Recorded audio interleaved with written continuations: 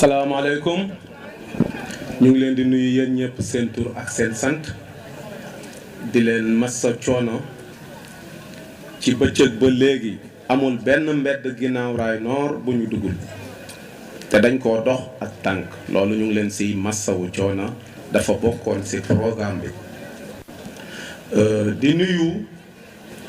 comité électoral bi nga xamante ni si moo nekk ginnaaw raay noor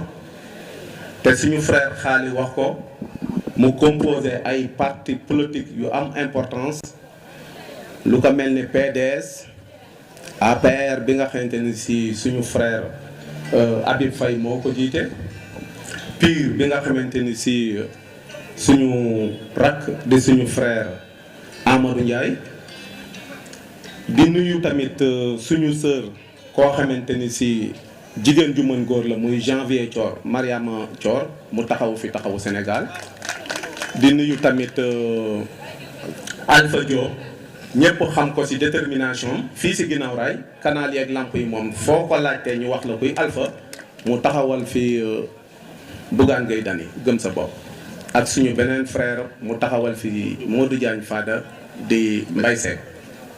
di nuyu tamit comité électoral bi di nuyu tamit waa ginnaaw raay parce que lii sax xalaatuñu ko woon dañ doon def genre porte à porte suñ ñëwee taxaw ci fii def maire def benn mobilisation ñu dem si yeneen i yitte mais bi ñu ñëwee fekk seen lii surprise sax la ñu def. honorable Marie Sow Ndiaye ñu ngi lay gërëm di la sant moom tamit moo nekk numéro 2 si liste électorale bi. jógal taxaw ñu présenté la nekk jigéen ju mën góor nekkoon honorable ci législature ba le passé yàlla def ko ñu def ko numéro 2 mu ànd ak frère am Ablaye Diop wax ñu lu bari comme niñ ma ko waxee parce que yeneen yitte yi dafa kii ginnaaw raay noor benn yitte la am muy yóbbu suñu frère maire honorable Ablaye Diop delloo ko ci assemblée nationale mu àggale liggéeyam te loolu suñu ko waxee waa ginnaaw raay war na mën a nekk parce que yàlla def na ne ñaari ginnaaw raay yépp mooy kilifa gi moo fi faj bu mu gàccee fële ca sud di faj bu mu gàccee fii si noonu kon loolu su ko yàlla defee ñu am sens boobu am ko mu yendoog ñoon fii si ginnaaw raay soo ubbee sa buntu kër mu ubbi fenêtre am ngeen jàkkaarloo moo gën ñuy fal beneen député boo xamante ni si di nga toog 5 ans yoo xamante ni si doo ko gis lu dul si télé bi vote intelligence la vote da ngay voter ki nga xamante ni si soo ko yónnee ndaw loo xam ne soo ko yónnee soo ko woowee mu ñëw soo ko yónnee mu dem mais ndaw loo xamante ni si balaa nga koy yónnee soo taalee téléphone am mu fay vraiment loolu moom ginnaaw raay duñ ko def ñu ngi leen di gërëm di leen sant di gërëm tamit di def mention spéciale waa ginnaaw raay sud ñoom it dañoo bokk ak ñoom si liggéey bi ñu ànd ak maire adjoint au maire Pape Diagne su ma ko joxee parole bi jox naa ñëpp suñu yaay may ndu yéen ñëpp ñu ngi leen di gërëm di leen sant Koumba Thiam ñu ngi lay nuyu bu baax yow it day nekk nga xamante ni si ñu ànd ak yow si terrain baax na jërëjëf allez merci. merci beaucoup Serigne Thiam je pense que sànq ba léegi maa ngi wax coalition Takku Wallu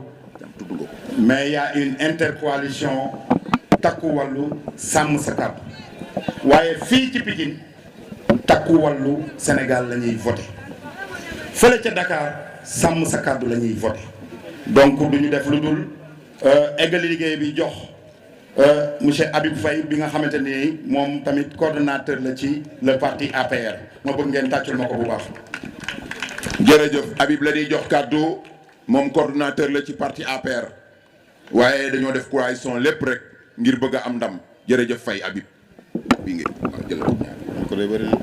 waaw jëlal kii bii waaw. te jegeel jàkkaarloo kii waaw. Xalifa Ndiaye wax. asalaamaaleykum mbooloo mi damay nuyu ñëpp kenn ku si nekk turam ak santam sama nuyu maa ngi koy tàmbalee monsieur le maire Abdoulaye Diop notre candidat départemental donc nekk tête de liste de la coalition Takku Wallu Sénégal intercoalition Sàmm Sa Kàddu monsieur le maire ñu ngi lay nuyu. di ñaan yàlla au soir du 17 yàlla na la yàlla delloo assemblée nationale. ñun barkeem. su ma nuyoo monsieur le maire dama si teg le coordonnateur de la coalition Takku Wallu au niveau de la commune de Guinaw Rails Nord ñu ko wax Serigne Thiam Serigne Thiam maa ngi lay nuyu di la ziar vraiment di la jaajëfal si coordination bi su ma nuyoo Serigne Thiam dama siy teg monsieur Amadou Ndiaye bi nga xamante ni tey moom moo jiite parti bi ñuy wax PUR di nuyu Xavier di koy wax Mariama Thior nekk trésorière coalition bi yor parti bi ñuy wax bi Khalifa Sall jiite ñu koy wax taxawu Sénégal di nuyu Alpha Diop moo fi teewal Bougane Gueye Dany boo gisee may lim nii parce que ñoom ñëpp ñoo ànd ak am formé coalition Takku Wallu Sénégal dafa baax ñu xam ne yan parti ñoo ko composé donc Alpha Diop moo jiite gëm sa bopp bi nga xamante ni ne président Bougane moo ko jiite donc su ma jigee si Alpha Diop may lim suñu grand Ibrahima Ndiaye nekk suñu kilifa nekk l'infatigable vraiment boobu ba léegi mu nekk un grand modérateur yaakaar naa ne ànd du ñàkk ay coow mais mi ngi dox di ñaaw diggante yi rek Ibrahima yàlla nañu fi yàgg tëwér donc su ma nuyoo Ibrahima damay dem si Koumba Thiam l'infatigable Koumba Thiam mu nekk benn femme bu engagée benn femme bu bëgg Guinaw Rails benn femme bu bëgg parti yoom bëgg président de la République liggéey si coalition bi di si def lu am solo du ma nuyu Koumba Thiam te nuyu ma Dieyna Kébé aussi mu nekk femme boo xamante ne elle est sous l'ombre mais une femme travailleuse et très engagée donc sama yaay Maye Ndour muy waa Guinaw Rails Sud ñi nga xamante ñoo ànd si délégation monsieur le maire Abdoulaye Diop donc nekk coordinatrice au niveau de Guinaw Rails Sud nekk une femme de développement bu ngeen déggee Rail bi FM bii mën naa ne si magistère am dafa Rail bi FM ñëw nekk rajo mais moom moo coordonné woon ce qu'on appelle le comité de coordination pour le développement de Guinaw Rails Nord kii mérité na ñu tàcc ko parce que Guinaw Rails Nord ak Sud yëpp vraiment femme bu engagé la financé ay groupement femmes yu bari jàmbaar Modou Sène mi toog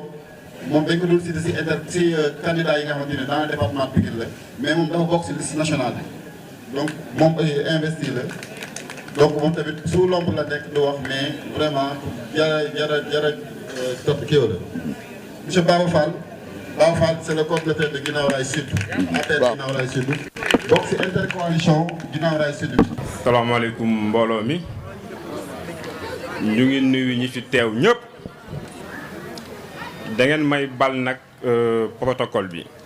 ma nuyu honorable député maire Abdoulaye Diop mu yóbbaale ñi fi teew ñëpp waaye nag may beral nuyoo sama waa parti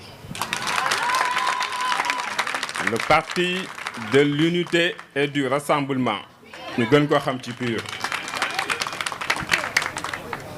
xam naa man damay dem directement vers l'essentiel damay wax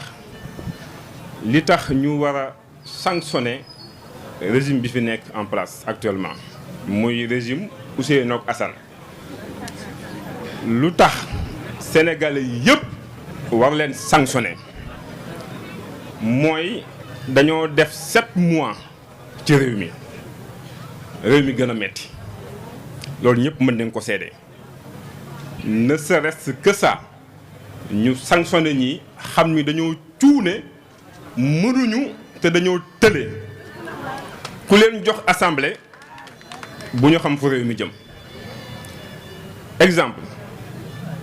tey jii Sénégal université yi nekk ci Sénégal yëpp dañoo nekk en grève am ay difficultés tey ku mënul fay étudiant bourse bi nga xam ne ni moom la yaakaar as néew as tuut pour faj ay soxlaam boo ko mënul matal boo nee mën ngaa doxal Sénégal sa bopp ngay nax c'est la première fois au Sénégal ñuy jox étudiant avance bourse wala jógoo leen loolu nañuy topp actualité bi les questions essentielles bañoo topp mumbaay bi rek c'est très important beneen bi dina bàyyi honorable mu wax au niveau département bu ko neexee au niveau national mais damay wax au niveau local commune Guinaw Rails Nord parce que bu ngeen xoolee élection à chaque fois day am configuration élection bu ñu déparé tak day am configuration da ngay xam ni élection bi ci ñii la nekk ci coalition yii la nekk tey jii mën nañ ci lim coalition takku wàllu sàmm sa kàddu. Donc sàmm sa kàddu bi à chaque fois dañ koy omettre mais ci la bokk waaw takku wàllu sàmm sa kàddu. C'est la plus grande coalition. am na beneen coalition bu ñu woowee jàmm ak njariñ bu Amadou Ba jiite. am na beneen coalition bu ñu wax duma leen tudd sax mooy ñooñu waaw donc bi ngeen seetloo ko day am ñetti coalition wala boog day am ñeenti coalition parce que takku wàllu ak sàmm sa kàddu mais damay bëgg a wax ni élection yi le vote doit être utile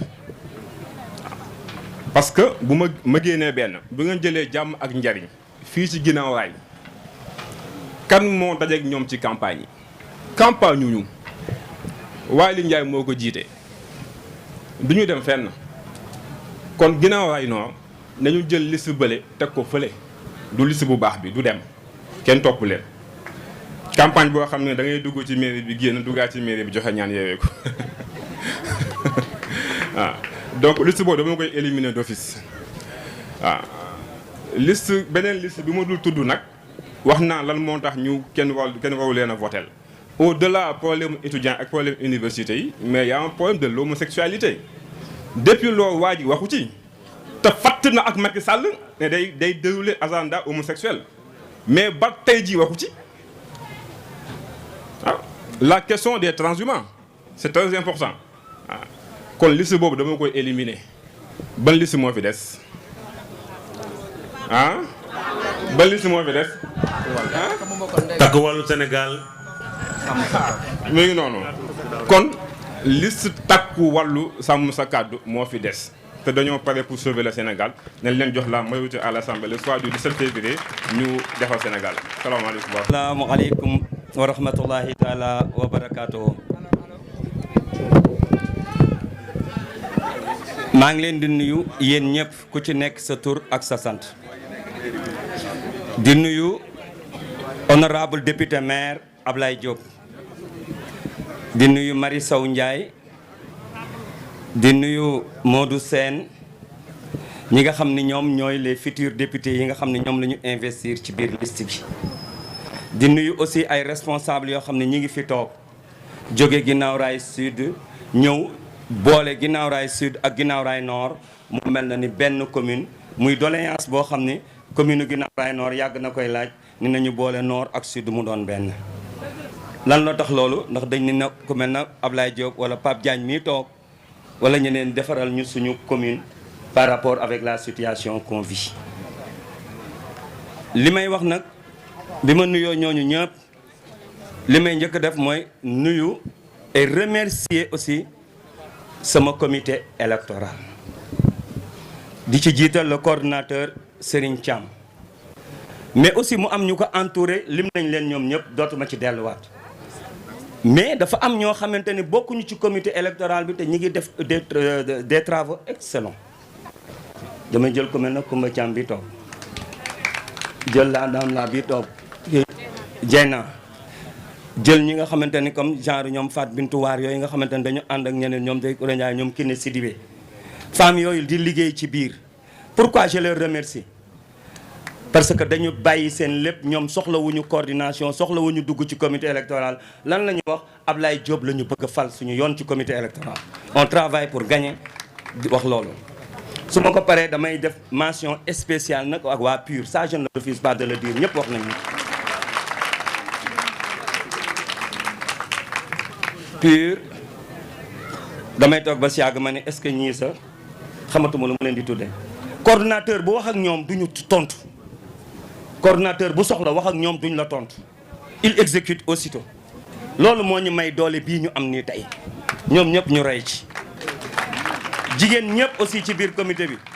roy ci janvier roy ci Koumba roy ci Oumy ak Fat Bintou tey jigéen ñëpp ak ñoom ku ñëw taxaw boo leen gisee rek topp seen ginnaaw ñun suñu comité bi amul discussion amul problème xam nga lu ma ci gën a neex damay ñëw di leen jàngalaale politique en même temps di leen teg ci yoon ñu may woowee doyen doo dégg mukk benn booy bu taxaw ne ma Ibrahima Ndiaye doyen rek tous les problèmes yu ñu mënti am dañuy ñëw taxaw ne bu fi kenn wax dara xaar leen doyen ñëw te su ma ñëwee su ma waxtaanee ak ñoom wax ak ñoom lu waaye jàppoon da nga koy bàyyi monsieur le maire topp sama ginnaaw guddeeg bëccëg ñu koy def moo ñu may réussite bii ñu am tey ji am ay responsable jeune Boy Mbaye mi ngi fi responsable jeune la te bu demee mais compte rendu lay def légal du ci dindi dërëm Maodo yor waa PUR du ma tudd tey Amadou damay jël mais Maodo lay jël donc maire ñun ñëwuñu pour li wut ay ku ñu bégal xam nga lu ñu bëgg au soir du 17 ñu am ndam ak xale yii c'est un défi à relever ñun dañu am ñaari défi on n'a pas à cacher en politique kenn du ci nëbbatu da ngay wax dëgg objectif bi da nga koy atteindre dañu bëgg Ablaye Diop falu doon député mais ñun fii aussi aux échéances futures dañu bëgg ñi nga xam ne xeex nañu PDS génn ci bëgg rey PDS fii ci ginnaaw raay nord génn dem seen yoon duñ fi am ndam ñi nga xam ne aussi xeex nañu APR génn dem wuti beneen coalition te ñoom ñu lépp lu ñu am ñoom la kooku itam défi la à relever waa APR yi moom la ñuy relever donc nous avons 2 défis troisième bi mooy fal Ablaye Diop mu dem assemblée ak ñu ko accompagner sur la liste kon ñun dañuy nekkuñu fi pour ñëw di fontu wala di wax non ñun ñu ngi ci terrain bi jusqu'à 23h porte à porte ku ci am problème aussi doo ko diisoo da nga koy nëbb ba ñu àng ñu toog ñu waxtaan kon maa ngi leen di wax ni leen ginnaaw raay noonu avec le peu que nous avons monsieur le maire na nga xam ne ñëpp c'est lépp yow lañ ko wékk lépp nag yow lañ ko wékk Serigne Thiam dana sonn man danaa sonn. ñu ànd ak intercoalition boo xamante ne si boo nee Macky Sall mu ngi ci biir boo nee Abdoulaye Wade mu ngi ci biir boo nee sëñ Moustapha Sy PUR mu ngi ci biir waaye boo nee Khalifa Sall mu ngi ci biir boo nee Idrissa Seck mu ngi ci biir boo nee Anta Babacar Ngom mu ngi ci biir boo nee Thierno Bocoum mu ngi ci biir boo nee Bougane Gueye Dany mu ngi ci biir ak Pape Djibril Fall kon ñii rek jaay nañ intercoalition bi xaali samay nawle it ñoo baax ndax keroog ba ñu taxawee di séddale poste yi man maa taxaw man ni occupé ma benn poste waaye nag terrain bi kenn du ma ci ëpp jom kenn du ma ci ëpp ngor kenn du ma ci ëpp taxawaay kon ku xam ka ma doon ba jox ma parole it c'est à saluer waaye di ne yàlla nañ yàlla dooli jàmm dooli ñu sutura waaye di wax mention spéciale à Serigne Thiam moom muy coordinateur bi ndax tegle bu jubee bu jiitu ba la yàlla nañ yàlla may ndam incha allah le 17 yàlla na ko ñëpp fekkee te tal ko message bi ñuy porté nag suñu protocole ak ca la ñu nekkoon moo tax ñu guddee ñëw waaye teel bi bëggoon nañ baana fan jàmbaaru fàkk tëdd yi doon dugg di dem ak ñëw ñuy dégg suñu parole ñuy gis affiche yi di gis bulletin bu baax bi waaye waa Jakarta yi nga xamante ni si ku ne xam na seen liggéey ci dëkk bi ak képp ku ñuy dégg suñu kàddu wax leen bulletin bu baax bi mooy bees morom bi bopp fas bi ak mboq bi ñu ànd ak Abdoulaye Diop rek ba ensemble incha allah ak képp mu àndal. man bu seddee du ma wax de. honorable monsieur le maire maa ngi jël nuyoo bi di ko teg ci sa loxo mais nga jéggal ma rek ma nanguwaat ko ndànk teg ko ci loxo Amazone yi parce que dama gis li ñu def ci terrain bi. su ma nuyoo Amazone yi mooy def na yaakaar naa que ni dina nekk l'ensemble des femmes de Guinaw Rail Nord et de Guinaw Rail Sud. bugguma nag di féewale ñaari Guinaw Rail yi bugguma di ko tàqale man dama bëgg ñu naan Guinaw Rail tout court Guinaw Rail tout court parce que nag dama ànd ak yéen tey Pikine Est laa dëgg la investi départemental la war naa fi ñëw rawatina bu ma sama mag invité ma war a ñëw ànd ak moom ñu dugg ci biir terrain bi xamoon nañ liñ fiy fekk nag et alhamdulilahi rabil alamin gisuñu le contraire benn yoon li ngeen ñu waxoon li ngeen ñu digoon bi ñu duggee ci terrain bi gis nañ ko te yaakaar nañ que ni consécration bi le 17 lay nekk incha allah avant midi même yéen di ngeen joxe signal bu leer nañ. dafa am sama frère bu wax sànq wax bu am solo mu ne Ousseynou ak Assane la ñu jox réew mi ma ne ko tur boobu rafet na de Sidiki ak Souké la ku fàttaliku Sidiki ak Souké gis naa temps yi ñu delloo si waat film bi kii day jaar gauche kii jaar droite sëgam nag ñoom ñi nekk si bopp réew mi ñoo am problème mu harmoniser seen ay argument harmoniser seen position pour doxal réew mi defe naa ni réew mi ñun bu yaboo rek ñu jooy fàttali ko wax bi xale yi génnee temps yi biñ fi ñëwee ba tey réew mi doxatul dara doxatul lépp ne teg ndax seen tâtonnement moo ko indi comme nag ñoom dañu toogoon wax ak nit ñi jaay leen ay mirage ne carrément nguur kenn du ko jox opposition la ñuy jox assemblée tey jii jot na ñu nekk ci deuxième touru élection présidentielle man loolu laa jàpp dama jàpp que ni deuxième tour présidentiel lañ nekk ak ñoom premier tour dañoo ñëw ñu boole suñu Dakar ak suñuy déem jox leen ndax yaakaar bee fooroon waaye xale ya leen yaakaaroon tey ñoom ñoo delloo si Barça wala Barsaq en pire parce que léegi waxatuñu Barça wala Barsaq de egg baadee la ñuy wax egg baadee nag yàlla nañ si yàlla musal suñu yaay yi am na ñoo xamante ni xawoon nañ leen gëlëmal waaye tey ku si dugg si marché Thiaroye bi boo nee kilo carotte ñaata lay jar di nga xal boo delloo kër ga di nga ne ah ña fi jóge ak ña leen jiitu woon liggéey nañ réew mi ndax naxewuñu woon le panier de la ménagère ku yoroon sa junne boo duggee si marché bi di nga ndugg añ di nga ndugg reer tey boo yoree junne boo xëyee tas ko ndekkil njaboot gi balaa ngay dem marché defe naa boo jëndee jën doo am jën bu baax boo togg suukar balaa nga koy gis jafe na dëgg la nag député dafa am liggéey bu ko war député du wàññi njëg waaye député mën na contrôler kaani moom bu seeree dina xaw a doy waar xam nga député du wàññi njëg mais député bu toogee fa ñuy nasee defe naa kooku am na pouvoir u contrôler li nga xamante moom la ñuy wax les politiques publiques des gouvernements ba nga xamante ne bu ñu naree def loo xamante ne dina gaañ askan wi ñu wañ seen loxo ne leen kat du fii mais loolu pour mu am il faut que l'assemblée ñu jox ko opposition bi et su ma nee opposition bi nag liste bu baax baa ngi nii la grande intercoalition takku wàllu et gëm sàmm sa kàddu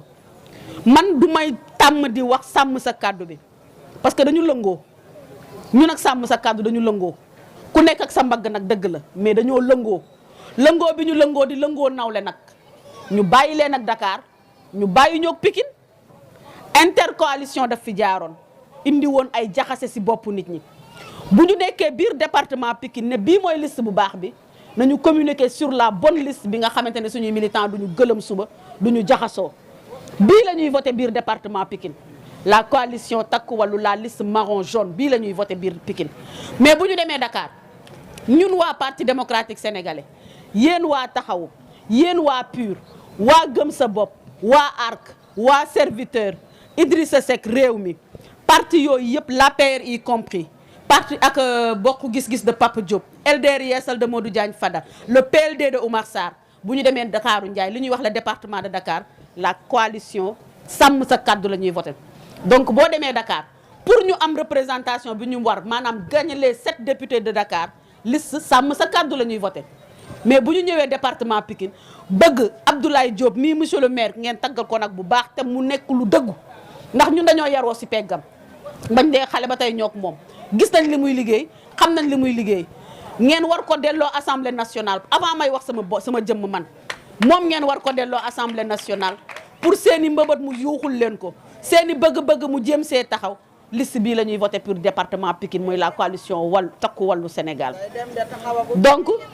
pour confusion bañ a am comme ànd nañ àndu nawle lëngoo nañu rek nañ na département Pikine liste bu baax baa ngi nii département Dakar sàmm sa kàddu lañ fay voté Dakar a ngay communiqué na Pikine communiqué xam naa du ma guddal torop parce que dafa am fu ñuy demaat nii mais yéen sama yaay yi yéen sama mag ñu jigéen ñi yéen sama rakk yu jigéen yi góor ñi bu ngeen ma meree amul benn problème maa far man la neex yéen ay les meilleurs relais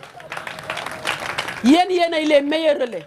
yéen a ngi ci marché yi yéen a ngi ci ngénte yi yéen a ngi ci mariage yi le 17 nag li ci des bariwul fukki fan yi sax matatul donc liste bu baax baa ngi na ko ñëpp yor seen pochette ku ñu toogal nañu wax ak moom benn nit boobu nañu wax ak moom ndax élection yi bu ñu sa eggee le 17 incha allah kenn du peese dañuy wàññi comme dañuy wàññi nag na suñuy xob ëpp nekk sa kaw maa ngi leen di sant di leen gërëm.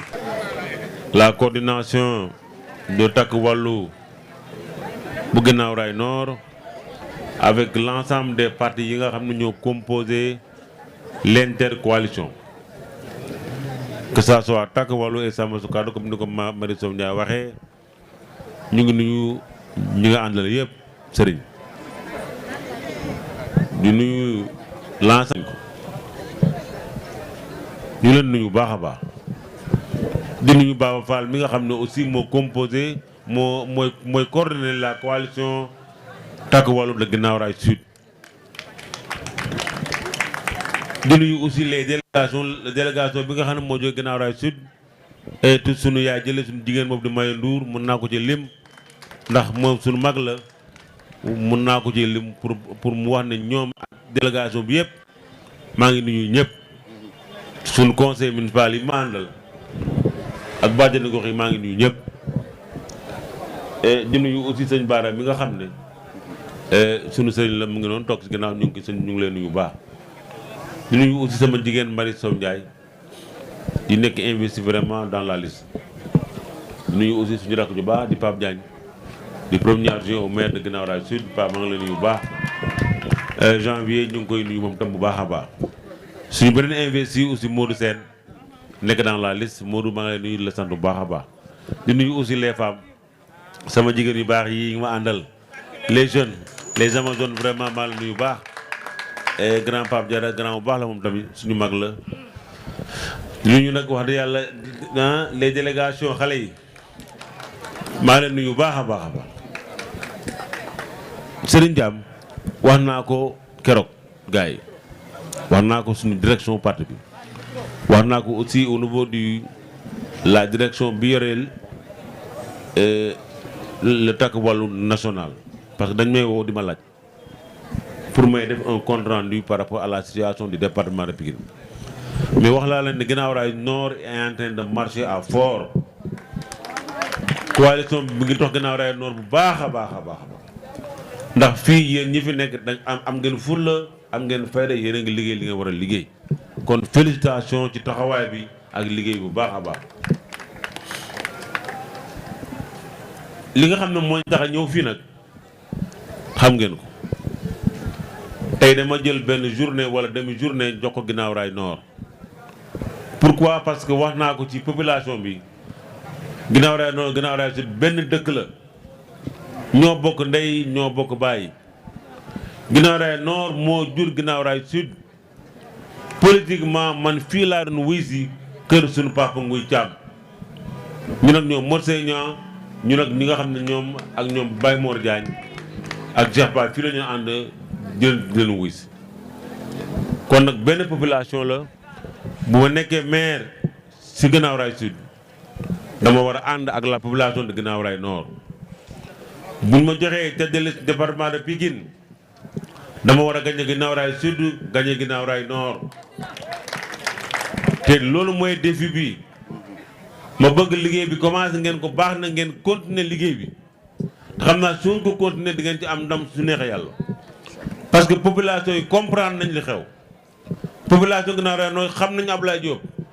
xam nañ yéene bi ma am ci sud moom laa am ci nord te bu soobee yàlla bu ñu yàlla mayee ndam bañ dem à l'Assemblée nationale dinañu taxaw Guinaw Rail Nord bu baax a baax a baax a baax parce que dugg naa fi gis naa ne y a beaucoup de problèmes yi nga xam ne war nañ ko régler te loolu nag incha allah lu ma ci mën danaa ko def kooku moom je vous le promets dinaa ànd ak yéen waxtaan ñu ànd liggéey ñu jàppalante jàppale Guinaw Rail Nord bu baax a baax a baax li nga xam ne aussi jeunes yi fi nekk ak femmes ak jigéen ñëpp dem nañ seet nañ groupement yi waxtaan ak ñoom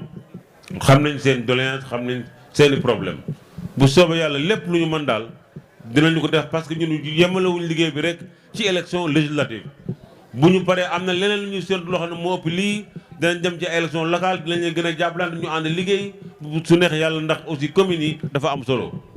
il faut mettre un maire compétent un maire engagé boo xam ne dina taxaw pour régler la question des populations parce que maire fokk nga yërëm sa population maire fokk nga engagé maire fokk quand même nga am taxawaay fokk quand même nga am aussi ay relations waaye doo toog rek nag di xaar non c'est pas comme ça bu doon loolu la Guinaw Rail Sud du àgg fi mu yegg tey man aw ma xaalis mais bu nga fa demee xam ne dëkkal boo xam ne ñu ngi koy liggéey te loolu am fële laa bëgg mu am fii loolu nag dama bëgg mu déparé ci élection législative bi population yëpp jàppale Abdoulaye Diop jàppale le département de Pikine beneen mooy dañoo am beneen slogan boo xam ne xam sa candidat loolu moo tax tey maa ngi Guinaw Rail Nord mais su ma jógee maa ngi dem Pikine Est su ma jógee suba maa ngi dem gannaaw suba maa ngi dem Thiaroye-sur-Mer parce que foog Pikine xam ñan la ñuy investir dans la liste parce que aussi population pour ñu voter il faut ñu xam kan la ñuy voter liste bi nga xam ne moom la ñu la coalition Takku Wallu tegal ci Pikine ki ko jiite mooy le maire Abdoulaye Diop yàlla dogal nañu am expérience de la gestion locale nekk pendant 20 ans ñu gérer une commune doxal ko liggéey fa liggéey bu am solo nekkoon aussi un adjoint maire au niveau de la ville nekkoon conseil économique et social environnemental nekk au niveau de l'association des maires jiite fa nekk fa kilifa kooku yemul ak ñi nga xamante ne si dañuy soog a ñëw di jàngi politique c'est pas la même chose boo ci tegoo Fatou Gueye moo ci topp Fatou Gueye nekk na député à l'Assemblée nationale nekk vice-présidente bokk ci Khalifa Sall di une femme engagée kii topp mooy Mamadou Gueye xam ngeen ko le directeur général des domaines nekk xale bu jàng bu am xam-xam bu am quand même bu baax président AS Pikine boo jógee nga teg ci Marie Sow Ndiaye mi toog kii mu ngi nii Marie Sow Ndiaye nekk na député pendant 5 ans jàng na am na xam-xam cadre la mën na liggéey nga pare nga jël Abdoulaye Gueye bu pur dëkk fële Dalifort nekk un cadre administratif loolu mooy li nga xam ne moom la coalition Takku Wallu Sénégal teg dans le département de Pikine loolu yemul ak dem leen xool liste yi liste bi may bañ a tudd dem leen ngeen xool ndax xam ngeen ci kenn xamul leen ci kenn ki ko jiite daal man maa ko formé fii ndax ba ñuy def élection yi passé nekk député moo nekkoon suñu coordinateur ñun ñoo ko def na ko defal lii waxal lii kooku mënuñu gagné c'est pas possible donc roy duñu roog pire c'est pas la même chose candidat yi duñu benn expérience duñu benn na population yi am fulla bu leen kenn nax benn nit rek lañ yaakaar mu jaar bi yëkkat loxo ñu woteel ko non c'est pas ça c'est pas une élection présidentielle c'est une élection législative boo xam ne kenn représenté yéen ci seen nga xam ne moo leen représenté li leen waxal da nga ko war a xam naka la ñuy bàyyi Abdoulaye Diouf fii Guinaw Rail di tànn benn waa bu dëkk Mbao c'est pas possible tout Guinaw Rail Nord tout Guinaw Rail Sud doit voter Abdoulaye Diop parce que man maa dëkk ak yéen man maa xam seeni problème te mën naa ko régler dinaa ci taxaw asalaamaaleykum wa rahmatullah merci beaucoup